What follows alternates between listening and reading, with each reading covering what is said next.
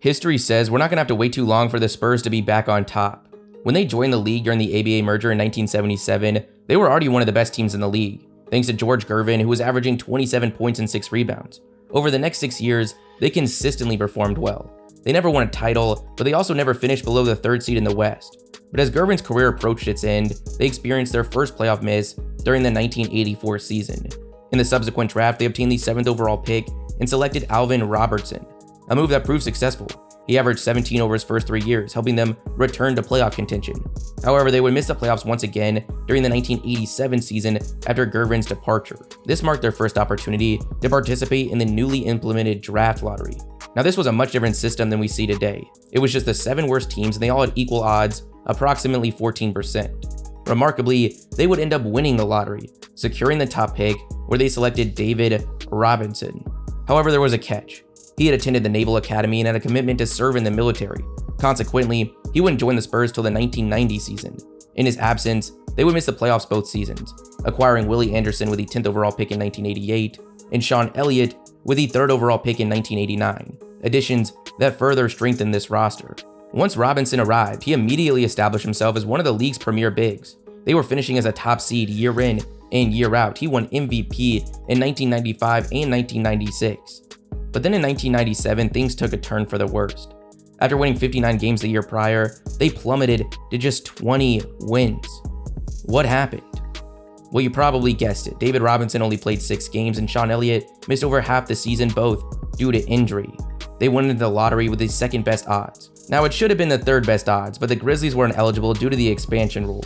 And while the Spurs were at 2, there was a clear favorite above them. That was the Boston Celtics. Not only did they have the best odds from their personal selection, they also held the Mavericks first, which had the 6th best odds. When you combine the two, they had a 36% chance to land the number 1 overall pick, but they didn't get it. Instead, it was the San Antonio Spurs once again. Draft, the San Antonio Spurs select Tim Duncan from Wake Forest University. And notably, just a year prior, they had brought in Greg Popovich to be this team's new head coach. As just a rookie, like Robinson, Duncan had already established himself as one of the league's premier big men. He solidified San Antonio's frontcourt as one of the best, possibly the best we've ever seen. In just 2 seasons, the Spurs were able to capture their first championship in franchise history. However, David Robinson was approaching the end of his career. Fortunately though, this didn't turn out to be an issue. Shortly after winning the championship, they would take a chance on Argentinian shooting guard Manu Ginobili at the end of the 2nd round. In the 2001 draft, they would pick up French point guard Tony Parker at the end of the 1st round, both selections that proved to be difference makers immediately. In the final season of Robinson's career in 2003, the Spurs would win their 2nd title. Even after his retirement, their success did not slow down. They won titles once again in 2005 and 2007, but then their momentum began to slow. They remained one of the best regular season teams, but they struggled to live up to their playoff expectations. A notable example would be 2011. Delivering Memphis into the 2nd round of the playoffs, their first ever playoff series victory. They take down the number 1 seed Spurs and next get the Thunder. Final score, 99-91. But shortly after that playoff exit, they would make a trade that changed everything. They would send George Hill, their 1st round pick from a few years prior, to the Indiana Pacers in exchange for the draft rights to the 15th overall selection, Kawhi Leonard, someone that reinvigorated their title chances. By 2013, they were back to the finals. By 2014, they rebounded from their title drought, eventually defeating the Miami Heat, with Kawhi Leonard winning finals MVP. However, the team was primarily consisted of aging players outside of Kawhi. Tim Duncan retired 2 years later, followed by Ginobili in 2018 and Parker in 2019, after just a season with the Hornets. But luckily, the transition was relatively smooth. In 2015, they would sign all-star forward LaMarcus Aldridge to fill the void left by Duncan. They would finish as a 2nd seed in 2016 and 2017, but then they encountered some difficulties. Kawhi suffered an injury that eventually led to a trade request, resulting in his departure to the Raptors. I'm a fun guy. Obviously, I love the game of basketball. It's just more questions you have to ask me in order for me to tell you about myself. I just can't give you a whole spiel. I don't even know where you're sitting at. Nevertheless, they managed to acquire DeMar DeRozan in that trade, and they made the playoffs once again in 2019. However, that would be the last season they reached the postseason. the team became older and older and lacked the influx of young talent that had sustained their impressive run over the previous 3 decades. The 2020 season marked only the 5th time the Spurs had missed the playoffs in their history. Without David Robinson's military service, it likely would have only been their 3rd playoff absence. The Spurs were able to get Robinson with the #1 overall pick during their first decline. When injuries mounted and his career was winding down, they added in Tim Duncan. This situation was a lot different. This was the closest thing they've seen to a true rebuild. And even then, it wasn't really. They still had DeMar DeRozan, who was preventing them from obtaining great lottery position. In 2020, they would have the 11th best odds, but stayed put and selected Florida State wing Devin Vassell.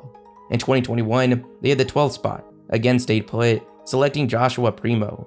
However, DeRozan would leave in free agency that summer, and the Spurs managed to secure the 9th spot the following season. They selected Jeremy Sohan. Going into this past year, it was the first season we really knew that losing would always be the priority over winning for them.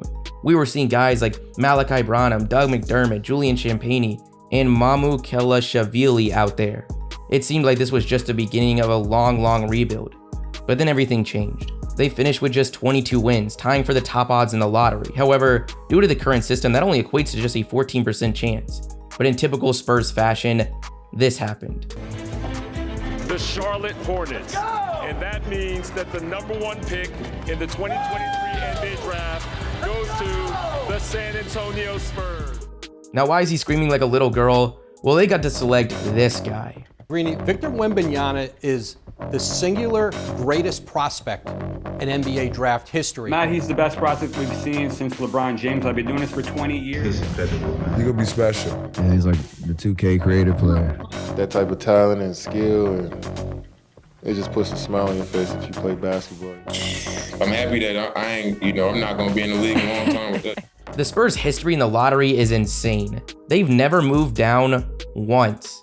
They've gotten the top pick 3 times. That turned into David Robinson, Tim Duncan, and Wembanyama. That is ridiculous. For context, the Timberwolves have dropped down 15 spots in their lottery history. The Mavericks and Heat lost 12 and 11 spots respectively. All 3 of those teams have never improved their lottery position, even the Timberwolves, who have secured the top pick twice. It's also one thing to win the lottery in 2013 when you get to choose from Alex Lynn, Nerlens Noel, Anthony Bennett, and Ben McLemore, and winning the lottery when it gives you a chance to get guys like Tim Duncan and Victor Wembanyama. The Spurs were on the verge of a decade-long rebuild, but now that is completely changed. The rebuild is over. They are not going to be interested in tanking. They're going to be aiming to compete from the opening tip-off, which makes their offseason a really interesting one to watch. The current Spurs lineup is essentially a blank slate in many ways. Only a handful of players have any long-term commitment from this franchise. Keldon Johnson's locked up on a contract until 2027. He's on a descending deal that pays him just $17 million in the final year. He had a really strong season, averaging 22 and 5. Although the efficiency dropped with increased volume, and there's really not much defense to speak of, this roster's lack of shot creation makes him a valuable asset at only 23 years old alongside Wemby. Devin Vassell might be their top asset outside of Wemby. Before getting injured this season, he was playing exceptional. He was really breaking out in front of our eyes, averaging 19 points, shooting 39% from 3. He also provides them strong perimeter defense out on the wing. The Spurs are probably going to be looking to offer him a contract extension this summer to take advantage of potentially getting a discount due to that injury. Then there's Jeremy Sohan, their first round pick from last season. Now his numbers don't jump out on the page. He only averaged 11 points and 5 rebounds, but he brings a ton of value with his defensive versatility and playmaking from the front court. He also saw those numbers improve throughout the season. He's a really interesting piece going forward. All the focus is on Wembanyama's defense, but the conversation should be that combined with the versatility that both Sohan and Vassell bring this roster. They've got some other interesting young pieces like Malachi Branham and Blake Wesley, their other first round picks from last season, but it's going to be tough to evaluate them until we see this team's focus shift towards winning. They've got Trey Jones and Zach Collins, who are among their most productive players this past year, but Jones needs a new contract this offseason and Collins next. There's no doubt about it, this team is about to undergo some significant changes. They currently have between $37 and $41 million in cap space. That number could go up even further if they're willing to unload players like Doug McDermott or Devontae Graham by giving up draft capital. Now, if they hadn't landed Wembanyama, their cap space wouldn't be a topic of discussion. They would continue to prioritize living at the bottom of the league in hopes of finding a player like Wemby. Now that they've done that, they need to prepare for his impact from day one. Both Robinson and Duncan transformed this team into contenders overnight. Although that's far from a guarantee, they need to approach this situation as if that's a possibility.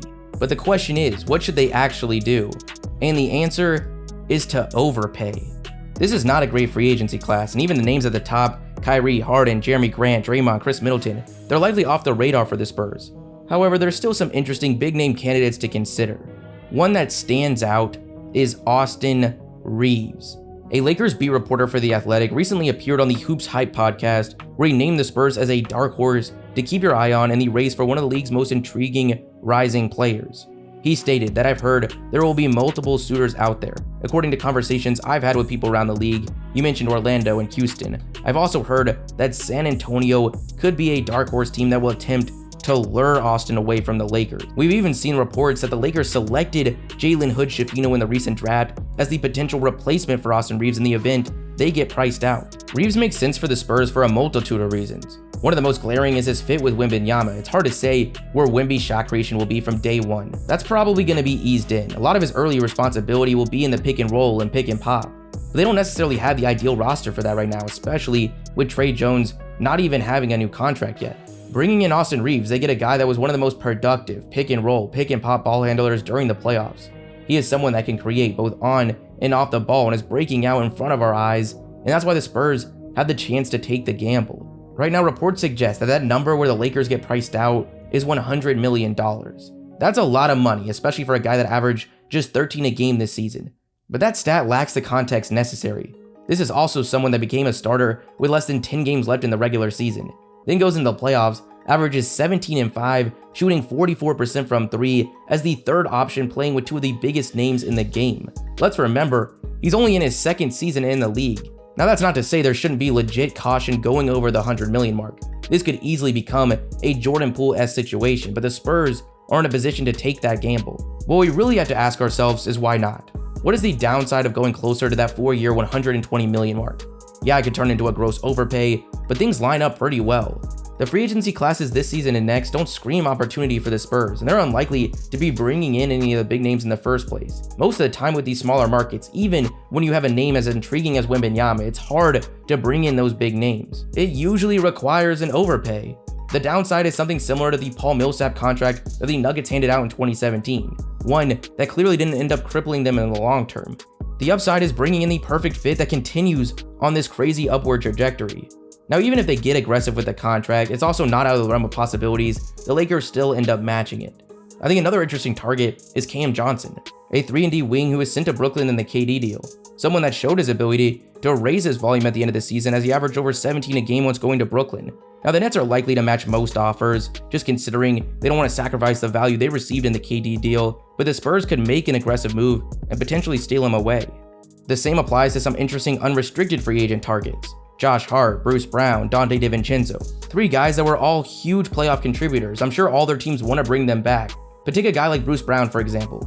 He was huge for the Denver Nuggets, but they signed him on the mid-level exception last year. It's going to be hard for them to justify another big contract, already having massive deals going to Jokic, Murray, MPJ, and Aaron Gordon, especially with the looming new CBA. If the Spurs are able to land a guy like that, you're getting ball handling, defense, proven playoff contribution, and someone that can quite literally play everywhere on the court, fitting alongside a guy like Wembanyama. I think Herbert Jones of the Pelicans, Grant Williams on the Celtics are other interesting options that are going to be restricted free agents. San Antonio's in this unique position where they're able to bring in a guy that can transform their franchise overnight, but they still have access to tons of cap space. This is the best time to use it. Nearly everyone we mentioned would likely be on a 4-year contract. That's going to line up with Wemby's rookie deal. They also have access to a ton of draft capital to escape any bad contracts if necessary. There's no need to be waiting around. They need to reestablish this franchise winning nature as soon as possible. But even going after names like Reeves and Brown, you're still getting players super early in their career that could be parts of this team well beyond this next contract. A lineup of Austin Reeves, Keldon Johnson, Devin Vassell, Jeremy Sohan, and Wembanyama, assuming continued jumps out of these guys, would already be projected to be at the least a competitive group from day one. You add in some of these intriguing young guys off the bench, current contributors like Trey Jones and John Collins, maybe even additional free agent additions. The Spurs are in an excellent position to take advantage of Wembanyama's impact in the event that he is a transcendent talent like Luka Doncic and LeBron James were to begin their careers. All this is not even including their trade possibilities, which are very real.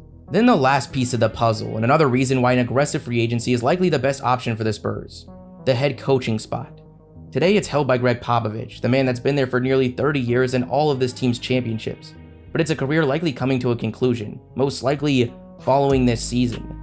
This just so happens to line up with the conclusion of Steve Kerr's contract with Golden State, a team whose championship hopes is quickly fading on the back of their core's age and some serious financial concerns.